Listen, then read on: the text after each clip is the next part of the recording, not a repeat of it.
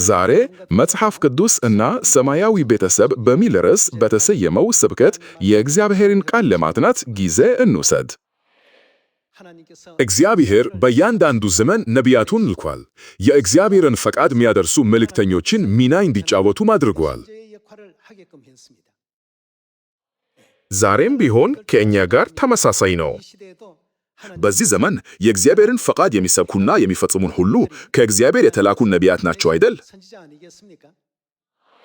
ዛሬ እግዚአብሔር የሰውን ልጅ ለማዳን ስላለው ፍቃድ እና አሁን በዓለም ዙሪያ አብረው ለሚያመልኩት ሰማያዊ የቤተሰባችን አባላት ሁሉ የእግዚአብሔር ፍቃድ በመጽሐፍ ቅዱስ ውስጥ እንዴት እንደተነበየ እና እንደተመዘገበ እናጥና።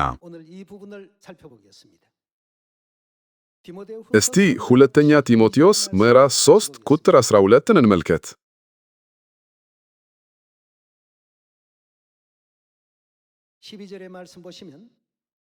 ቁጥር 12ን እንመልከት። በእርግጥም በክርስቶስ ኢየሱስ በእውነተኛ መንፈሳዊ ሕይወት መኖር የሚወዱ ሁሉ ይሰደዳሉ። ቁጥር 13 ክፉዎችና አታላዮች ግን እየሳቱና እያሳቱ በክፋትም ላይ ክፋት እየጨመሩ ይሄዳሉ። አንተ ግን በተማርከውና በተረዳኸው ጽና፣ ይህን ከማን እንደተማርከው ታውቃለህና። ከሕፃንነትህም ጀምረህ በክርስቶስ ኢየሱስ በማመን መዳን የሚገኝበትን ጥበብ ሊሰጡህ የሚችሉትን ቅዱሳት መጻሕፍትን አውቀሃል። ቅዱሳት መጻሕፍት ሁሉ የእግዚአብሔር መንፈስ ያለባቸው ናቸው። ለማስተማር፣ ለመገሰጽ፣ ለማቅናት፣ በጽድቅም መንገድ ለመምከር ይጠቅማሉ።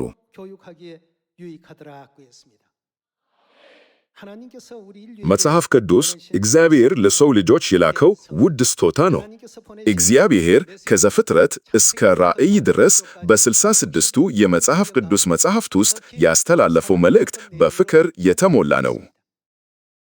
መጠንቀቅ ያለብን ነገሮች፣ ማድረግ የሌለብን ነገሮች፣ በእርግጠኝነት ማድረግ ያለብን ነገሮች፣ ሊኖሩን የሚገቡ ባህሪያት እና ልንጠብቃቸው የሚገቡን የእግዚአብሔር ሥርዓቶች፣ እነዚህ ሁሉ በመጽሐፍ ቅዱስ ውስጥ ሙሉ በሙሉ ተዘርዝረዋል። ይህ ሁሉ ለመዳናችን ነው። ስለዚህ መጽሐፍ ቅዱስ ምን ይላል? መጽሐፍ ቅዱስ ለመዳን ጥበብ ሊሰጠን እንደሚችል ይናገራል። ምዕራፍ 1 ቁጥር 20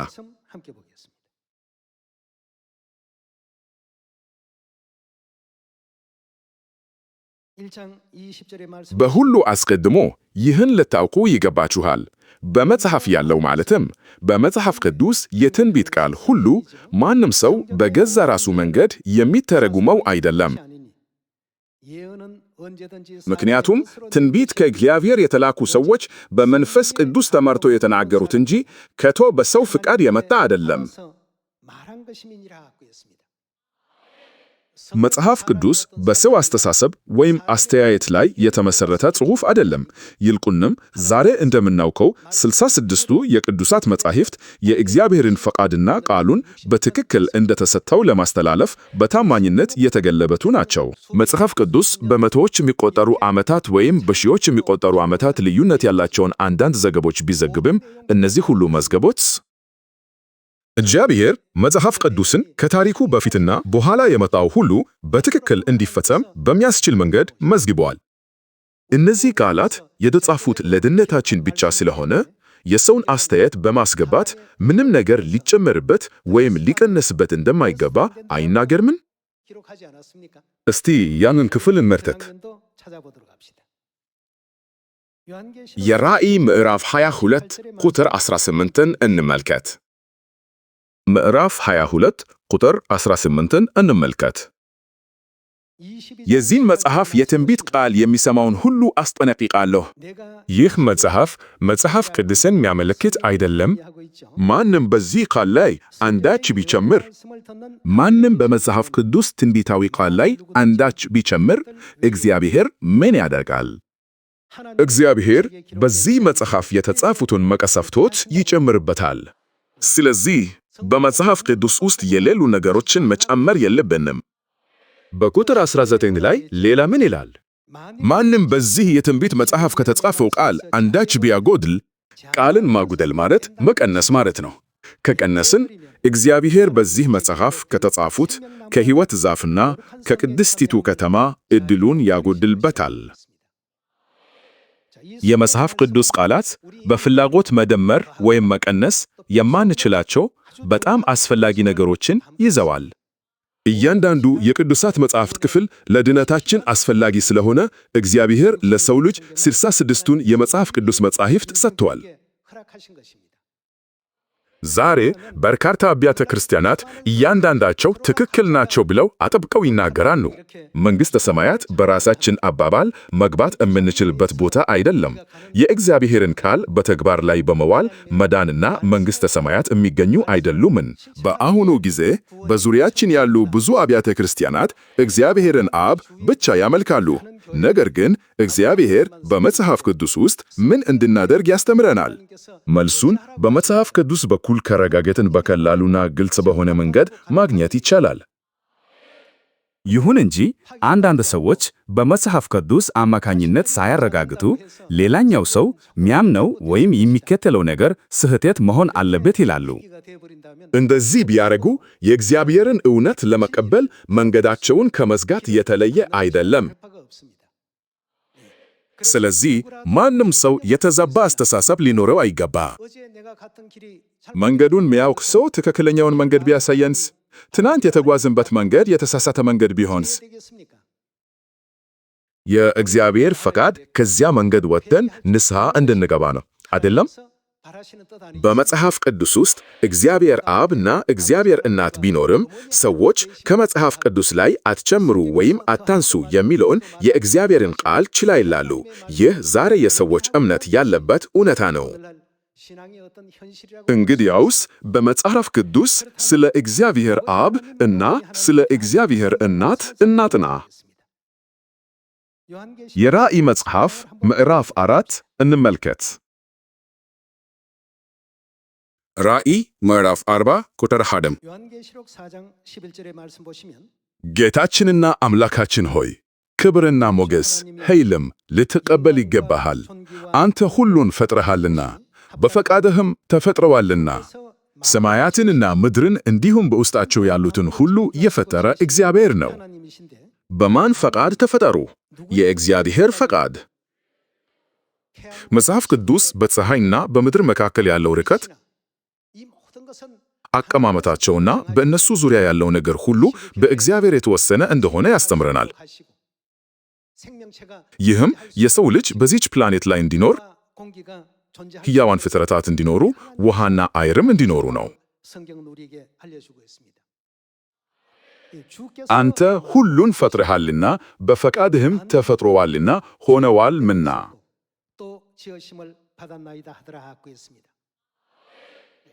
እግዚአብሔር ሰማያትንና ምድርን እንዲሁም በውስጣቸው ያሉትን ሁሉ ሲፈጥር በዚህ ዓለም ያለ ፈቃዱ ምንም ነገር እንዳልተፈጠረ ተናግሯል። ሁላችሁም በዚች ምድር ላይ ስለሚኖሩ ሕያዋን ፍጥረታት ሁሉ አስቡ።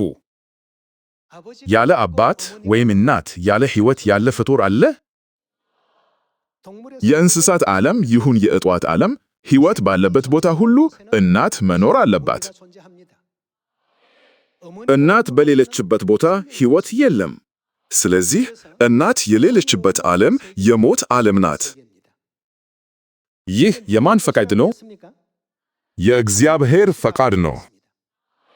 እንግዲህ እግዚአብሔር እናት ከሌለች በዘላለማዊው መንግሥተ ሰማይ ሕይወት ሊኖር ይችላልን?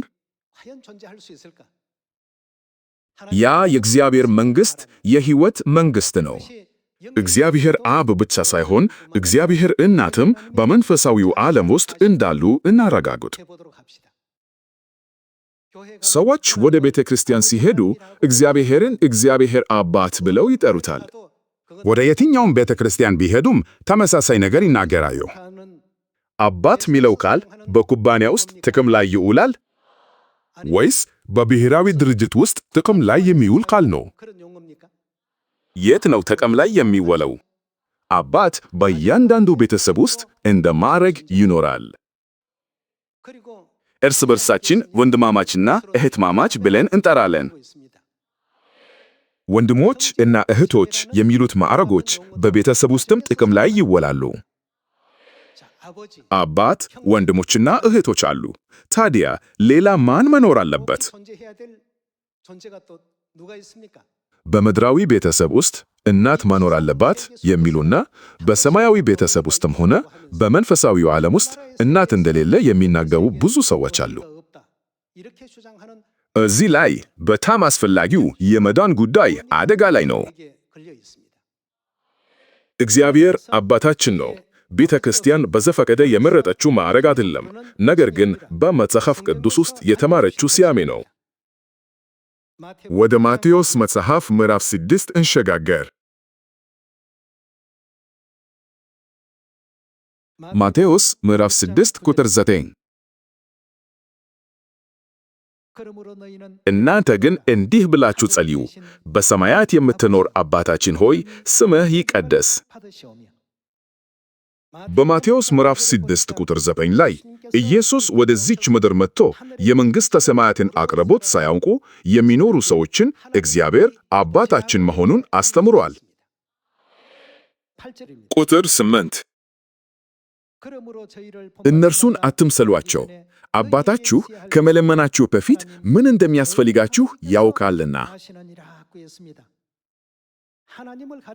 እግዚአብሔር ማን ነው?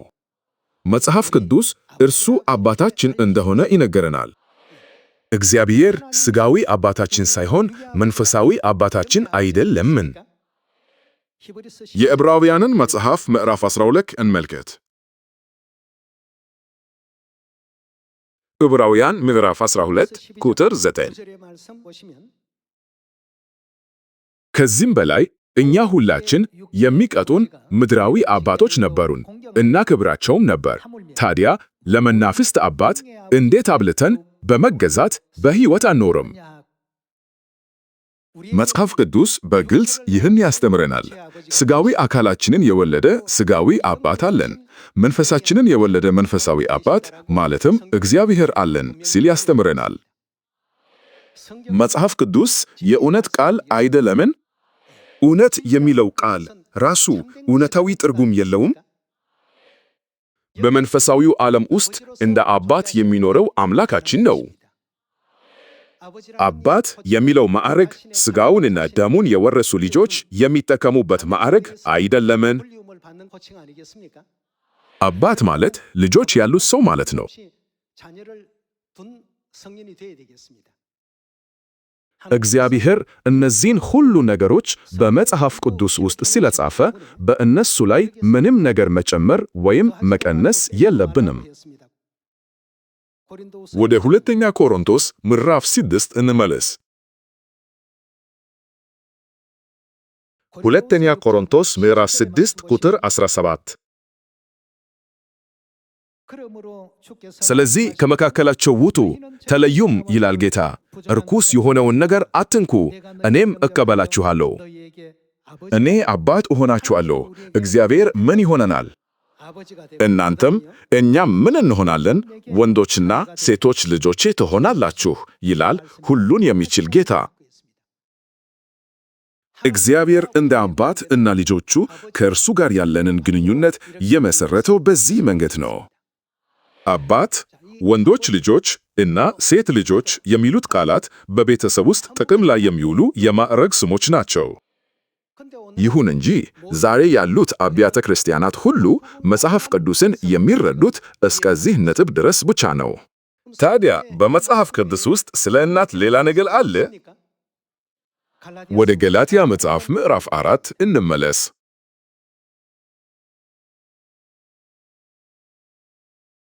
ገላትያ ምዕራፍ 4 ቁጥር 26 ከላይ የሆነችው ኢየሩሳሌም ግን በነጻነት ትኖራለች፣ እርሷም እናታችን ናት። በመጽሐፍ ቅዱስ ውስጥ በግልጽ የተጠቀሰው ማን ነው? እንግዲህ ይህ ከላይ የሚያመለክተው ምንድን ነው? መንግሥተ ሰማያትን ያመለክታል። እንግዲህ በሰማይ ያለችውና ነፃ የሆነችው ኢየሩሳሌም ማን ናት? እርሷ እናታችን ናት። በቁጥር 28 እንቀጥል። እንግዲህ ወንድሞች ሆይ እናንተም እንደ ይስሐቅ የተስፋው ቃል ልጆች ናቸው። በዚያ ጊዜ እንደ ሥጋ ልማድ የተወለደው ልጅ በመንፈስ ኃይል የተወለደውን አሳደደው። አሁንም እንደዚያው ነው። ነገር ግን መጽሐፍ ምን ይላል? ባሪያይቱን ከነልጇ አባረራት፣ የባሪያይቱ ልጅ ከነጻይቱ ልጅ ጋር አይወርስምና። ስለዚህ ወንድሞች ሆይ እኛ የነጻይቱ እንጂ የባሪያይቱ ልጆች አይደለንም። ነፃዋ ሴት በቁጥር 26 ላይ እንደተጻፈው ከላይ የሆነችው ኢየሩሳሌም ናት። እርሷ ነፃ ናት። እርሷስ ማን ናት? እንግዲህ ለመንፈሳችን ማን መኖር አለበት? በራእይ 22 ላይ ከመጽሐፍ ቅዱስ አትጨምሩ ወይም አትቀንሱ የሚለው በግልጽ ተጠቅሷል። እንግዲህ በመጽሐፍ ቅዱስ ውስጥ እንደተገለጸው የእግዚአብሔር እናት መኖር መቀበል ወይስ መካድ አለብን? በመጽሐፍ ቅዱስ ውስጥ የተጻፈ ቢሆንም ዛሬ ብዙ አብያተ ክርስቲያናት ይህንን አያስተውሉም። ስለዚህ አንድ እግዚአብሔር ብቻ አለ፣ እግዚአብሔር አባት ይላሉ። የእንስሳት ዓለምና በምድር ላይ ያሉት የእጽዋት ዓለም የተፈጠረው በእግዚአብሔር ፈቃድ ነው። እግዚአብሔር የከፈተልን የተፈጥሮ መማሪያ መጻሕፍት ናቸው። ሁሉም ነገር የእግዚአብሔርን ፈቃድ ይዟል። ብዙ ሕያዋን ፍጥረታት አባት እናት ለምን እንዳላቸው ማሰብ አለብን። አባቶችና እናቶች ባይኖሩ ኖሮ ለወደፊት ትውልዶች ሕይወት መስጠት እንችል ነበር? በፍጹም አይደለም። ይህ የእግዚአብሔር ፈቃድ ነው። ልክ በሰማይ እግዚአብሔር አባት እንዳለ ሁሉ በዚች ምድርም አባቶች አሉ። በዚች ምድር ላይ ወንድሞችና እህቶች እንዳሉ ሁሉ በሰማይም መንፈሳዊ ወንድሞችና እህቶች አሉ። በምድራዊ ቤተሰብ ውስጥ እናት እንዳለች ሁሉ መጽሐፍ ቅዱስም በሰማያዊ ቤተሰብ ውስጥ እግዚአብሔር እናት እንዳለች ያስተምረናል። ይህ አሁን በግልጽ ተገልጦልናል። ዛሬ በእግዚአብሔር እናምናለን የሚሉ በርካታ አብያተ ክርስቲያናት አሉ። ነገር ግን እነዚህን ሁሉ ነገሮች አያካትቱም። ይህ የእግዚአብሔርን ቃል እንደማያምኑ የሚያሳይ ሕያው ማስረጃ ነው። ገላትያ ምዕራፍ 4 ቁጥር 26 በእኔ የተጻፈ አይደለም፣ የጻፋችሁት ነገር አይደለም። በመንፈስ ቅዱስ የተነዱ ሰዎች እነዚህን ሁሉ መዝገቦች ከእግዚአብሔር ተቀብለዋል። ታዲያ በገላትያ 4:26 ላይ ያለችውን እናታችንን እንዴት ልንረዳ ይገባል? ከላይ የሆነችው ኢየሩሳሌም ግን በነጻነት ትኖራለች፣ እርሷም እናታችን ናት። የዘፍጥረትን መጽሐፍ ምዕራፍ 1 እንመልከት።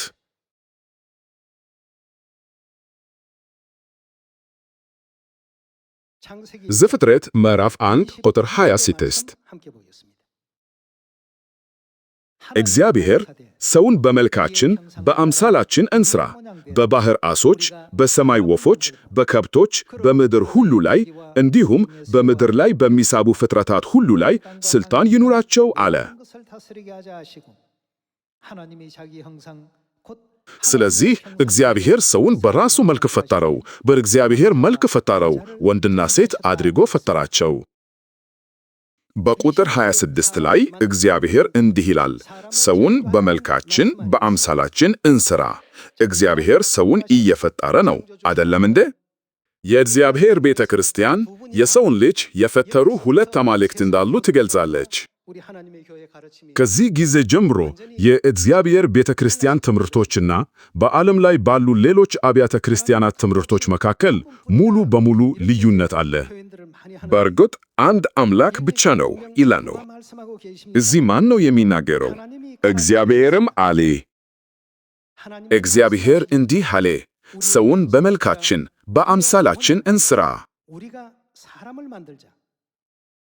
የሰው ልጅ የተፈጠረው ራሱን እኛ ብሎ በጠራው በእግዚአብሔር መሆኑን ማረጋገጥ እንችላለን። ሁላችሁም እኛ የሚለው ቃል ብዙ ቁጥር ነው፣ ነጠላ አይደለም። አንድ አምላክ ብቻ ቢኖር ኖሮ ሰውን በመልኬ እፈጥራለሁ ይል ነበር። ሆኖም እግዚአብሔር እንደዚህ አልተናገረ። ይልቁንም እግዚአብሔር እንዲህ አለ፣ ሰውን በመልካችን በአምሳላችን እንስራ።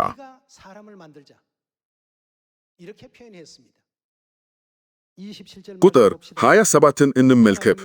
ስለዚህ እግዚአብሔር ሰውን በራሱ መልክ ፈጠረው፣ በእግዚአብሔር መልክ ፈጠረው፣ ወንድና ሴት አድርጎ ፈጠራቸው። እነማን ተፈጠሩ? ወንድና ሴት። እግዚአብሔር እንዲህ አለ፣ ሰውን በመልካችን በአምሳላችን እንስራ። ከዚያም አንድ ወንድና አንድ ሴት ተፈጠሩ። ይህ በእግዚአብሔር አምሳል ውስጥ የወንድም የሴትም ምስል እንዳለ በግልጽ አያሳይምን? እግዚአብሔር ይህን አገላለጥ የተጠቀመው ለዚህ ነው። ሰውን በመልካችን በአምሳላችን እንስራ። ሰዎች እስከ ዛሬ ድረስ የወንድ ምስል ያለውን አምላክ እግዚአብሔር አባት ብለው ይጠሩታል። እንግዲህ በተፈጥሮ የሴት ምስል ያለው አምላክ ምን ብለን ልንጠራው ይገባል? ተፈጥሯዊ ብቻ ነው። ዘፍጥረት ከ66ቱ የመጽሐፍ ቅዱስ መጻሕፍት የመጀመሪያው መጽሐፍ አይደለምን? በመጀመሪያው ምዕራፍ እግዚአብሔር አባትና እግዚአብሔር እናት እንዳሉ አሳውቆናል። ከዚህም በላይ በብሉይ ኪዳን ውስጥ ወደ 2500 ጊዜ ያህል ኤሎሂም እግዚአብሔር የሚለውን ቃል ለማመልከት ጥቅም ላይ ውሏል። ኤሎሂም የተጠቀመበቱ ነጠላ ስም ስለሌለው ነው አይደለም? መጽሐፍ ቅዱስ አንድን አምላክ ለማመለከት ነጠላውን ስም ሲጠቀም ኤሎህ ነው። ልክ አንድ ነጠላ ስም በቃሉ መጨረሻ ላይ ዎች የሚለውን ፊደል ሲጨመርበት ብዙ ቁጥር እንደሚሆን፣ በተመሳሳይ መልኩ ከኤሎህ በኋላ ሂም በተጨምሩ ብዙ ይሆናል። ኤሎሂም ይቆማል። አንድ ነጠላ ቅርጽ ቢኖርም እግዚአብሔር በመጀመሪያው መጽሐፍ ቅዱስ ውስጥ እንዴት አስፍሮታል? ኤሎሂም። እግዚአብሔር መጽሐፍ ቅዱስን በዚህ ትምህርት ቢሞላም ሰዎች እግዚአብሔር አብ ብቻ ነው ያለው፣ እግዚአብሔር እናትም የለችም ብለው አጥብቀው ይከራከራሉ። ይህ ፈጽሞ የተሳሳተ ትምህርት ነው። እስቲ የአንደኛ ዮሐንስ ምዕራፍ 2 ቁጥር 25ን እንመልከት።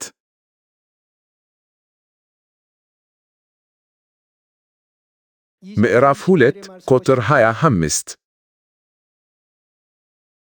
ይህ እርሱ የሰጠን ተስፋ። ምን ተስፋ ሰጠን?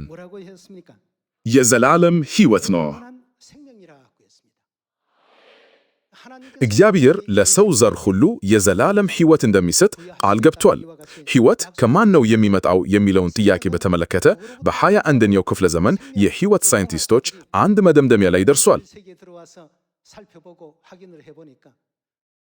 እናት ከሌለች ሕይወት ለቀጣዩ ትውልድ ሊተላለፍ እንደማይችል እውነታውን አወቁ። ስለዚህ በእግዚአብሔር ፍጥረት ሁሉ ውስጥ አባት ባለበት ቦታ እናት መኖር አለበት የሚለውን መርህ አቋቁሞ በዕብራውያን ምዕራፍ 8 ቁጥር 50 ላይ በምድር ላይ ያለው ነገር በሰማይ ውስጥ ያለው ነገር ምሳሌና ጥላ መሆኑን አያብራራርንም? እንግዲህ አንዲት እናት በምድራዊ ዓለም ምሳሌና የጥላ ዓለም የምትኖር ከሆነ እናት በእውነታው ዓለም ውስጥ መኖር አለባት። ለዚህም ነው በገላትያ 4:26 ላይ እግዚአብሔር የገለጠው ከላይ የሆነችው ኢየሩሳሌም ግን በነጻነት ትኖራለች፣ እርሷም እናታችን ናት። በዘፍጥረት 1:26-27 ላይ እግዚአብሔር አባት እና እግዚአብሔር እናት እርስ በርሳቸው ምን ተባባሉ? ሰውን በመልካችን በአምሳላችን እንስራ። ሰው በእግዚአብሔር የወንድነት አምሳል እንደተፈጠረና እንደተቀረጸ፣ ሴትም በእግዚአብሔር የሴትነት አምሳል እንደተፈጠረች እና እንደተቀረጸች አልተጻፈምን?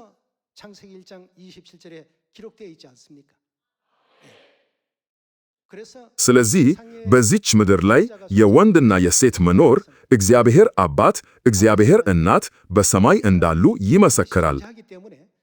አባት ብቻ ቢኖር ኖሮ እናትም ባትኖር ኖሮ ሕይወት በፍጹም ባልነበረች ነበር። የሕይወት ዓለም በቀላሉ ሊኖር አይችልም። ራእይ ምዕራፍ 4 ቁጥር 11 እግዚአብሔር ሁሉንም ነገር በዚህ መንገድ እንደ ፈቃዱ እንዳደረገ ያረጋግጣል። ስለዚህ ይህ የሕይወት ዓለም ለሰው ልጅ እንደ ስጦታ ተሰጥቷል፣ ሙሉ በሙሉ በእግዚአብሔር ፍቃድ። እንግዲህ የእግዚአብሔር መንግሥት የሕይወት መንግሥት ስለሆነ እግዚአብሔር እናት በመንግሥተ ሰማያትም ውስጥ መሆን አለባት አይደል? እግዚአብሔር እናት የሌለበት ዓለም የሞት ዓለም ናት። በዚች ምድር ላይ ስፍር ቁጥር የሌላቸው የእንስሳትና የእጽዋት ዝርያ አሉ። በእጽዋት ዓለም ሆነ በእንስሳት ዓለም እናት የሌለበት ዓለም የሞት ዓለም ነው።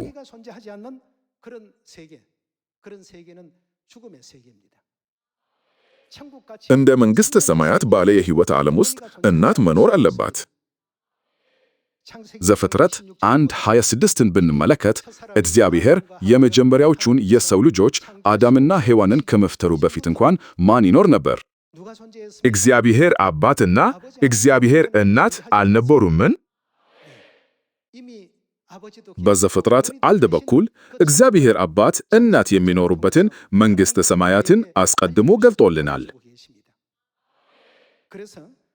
በመጽሐፍ ቅዱስ ውስጥ ያሉትን የእግዚአብሔርን ቃላት በትክክል ሳንጨምር ወይም ሳንቀንስ እንድንረዳና እንድንቀበል ተምረናል።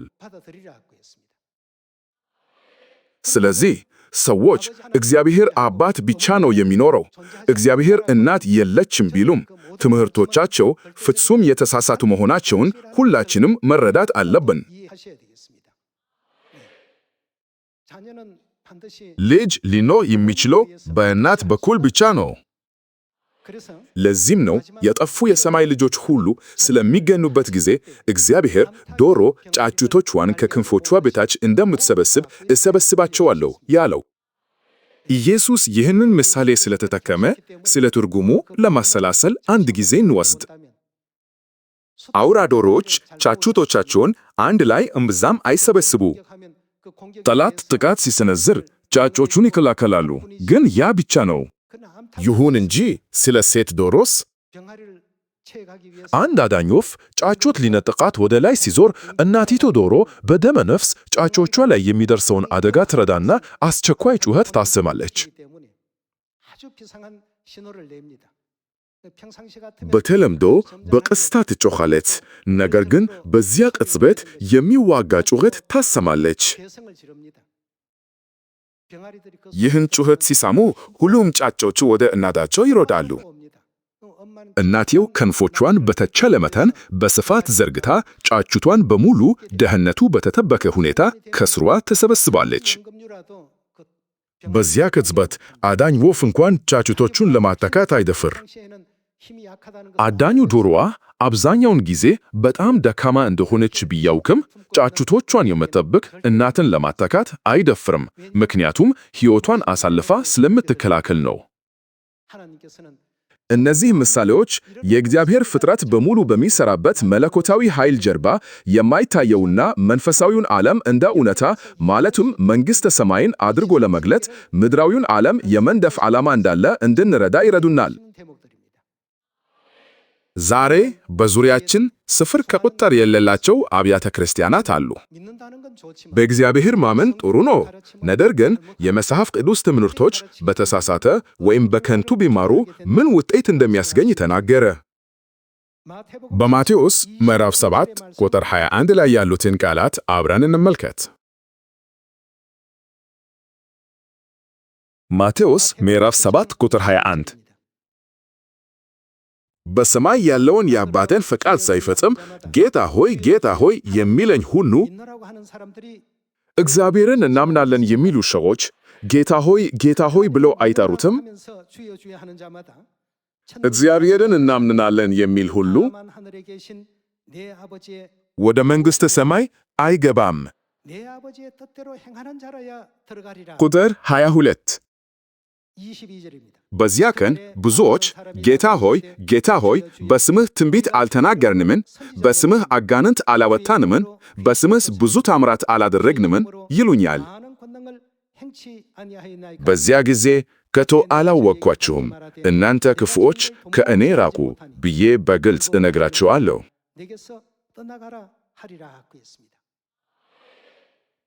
ሁላችሁም የአብ ፈቃድ ምንድን ነው?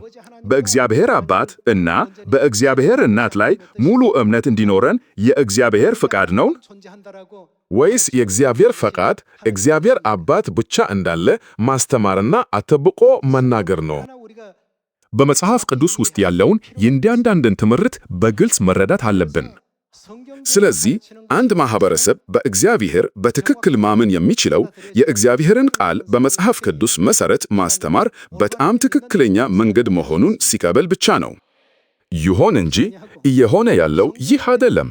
በብዙ አጋጣሚዎች በመጽሐፍ ቅዱስ ውስጥ የተጻፈው ይወገዳል፣ በመጽሐፍ ቅዱስ ውስጥ ያልተጻፈውም ይጨመራል። እግዚአብሔር ወደዚች ምድር ሲመጣ ግልጽና ከባድ ትእዛዝ ሰጠ። የአባትን ፈቃድ አድርጉ። እግዚአብሔር በዘፍጥረት 1 እና ገላትያ 4 በኩል ምን አስተምሮናል? እግዚአብሔር እናት እንዳለች ገልጦልናል ወይስ እሷ እንደማትኖር ተነግሯል? እግዚአብሔር ሕይወት ሁሉ በእናት በኩል ብቻ እንዲወለድ የነደፈው ለምንድን ነው? የሰማይን ነገሮች በአካላዊ ዓይኖቻችን ማየት ስለማንችል እግዚአብሔር በዚች ምድር ላይ ያለውን ሥርዓት እንደ ሞዴል አቋቁሞ የመንግሥተ ሰማያትን እንድንማር እንድንረዳ አስችሎናል። እግዚአብሔር ቤተሰብን በልዩ ሁኔታ የመሠረተው አባሎቹን በደም ትስስር በማገናኘት ነው። ይህ በተለምዶ የደም ግንኙነት ብለን የምንጠራው ነው። በተመሳሳይ እግዚአብሔር በመንፈሳዊ የደም ግንኙነት እንድንተሳሰር የሰጠን እውነት ምንድን ነው? በአዲስ ኪዳን ፋሲካ አማካኝነት እንዲህ ብሎ አልተናገረምን? ስለ ብዙዎች የኃጢአት ይቅርታ የሚፈስ የአዲስ ኪዳን ደሜ ይህ ነው። እንዲሁም ፋሲካን እንድናስታውስና እንድንጠብቅ በግልጽ አላዘዘንም? ይሁን እንጂ ዛሬ ያሉ አብያተ ክርስቲያናት የአዲሱን ቃል ኪዳን ፋሲካ እንኳን ማክበር አልቻሉም። ይህም ኢየሱስ በጣም የፈለገውና ያዘዘው እውነት ነው። እነዚህን ሁሉ እውነቶች በመላው ዓለም በሰማርያ እና እስከ ምድር ዳርቻ ድረስ መስበክ አለብን። በሁለተኛ ጢሞቴዎስ 3 ላይ በክርስቶስ እግዚአብሔርን የሚመስል ሕይወት ለመኖር ለሚፈልጉ ሰዎች ምን እንደሚደርስባቸው ይናገራል። በክርስቶስ አምላካዊ ሕይወት ለመኖር ከሞከርን ወደ መንግሥተ ሰማያት የሚያደርሰንን እምነት ይዘን ከአካባቢያችን ካሉ ሰዎች አንዳንድ ችግሮች እንደሚያጋጥሙን አያስተምርንም? ሰዎች የእሁድ አምልኮንና የገና በዓልን ሲያከብሩ ሌሎች ያች ቤተ ክርስቲያን መሆን አለባት ብለው ያስባሉ። ሆኖም ፋሲካንና የሰንበትን ቀን እናከብራለን፣ በእግዚአብሔር እናት እናምናለን ስንል ምላሻቸው ምን ይመስላል? ኦህ ያ እንግዳ ቤተ ክርስቲያን አይደለምን? በፍጹም እንግዳ ነገር አይደለም። ከእግዚአብሔር እይታ አንጻር ይህች ቤተ ክርስቲያን በጣም ትክክለኛ እና ሙሉ እምነት ያላት አይደለችም። ጴጥሮስና ጳውሎስ ወደዚች ቤተ ክርስቲያን የመጡት ለዚህ ነው። ኢየሱስ የመሠረተው ቤተ ክርስቲያን እሷ ናት። ዓለም እኛን እንዴትም ቢመለከተን የዓለም ፍርድ ከእግዚአብሔር ፍርድ የተለየ ነው። ብዙ የሚያምሩ የመንፈስ ቅዱስ ፍሬዎች አፍሩ። የእያንዳንዱ የሰማይ ልጆች እናት ሲሆን በእግዚአብሔር ፊት ጸንተው እንዲቆሙ እጸልያለሁ። በጣም አመሰግናለሁ።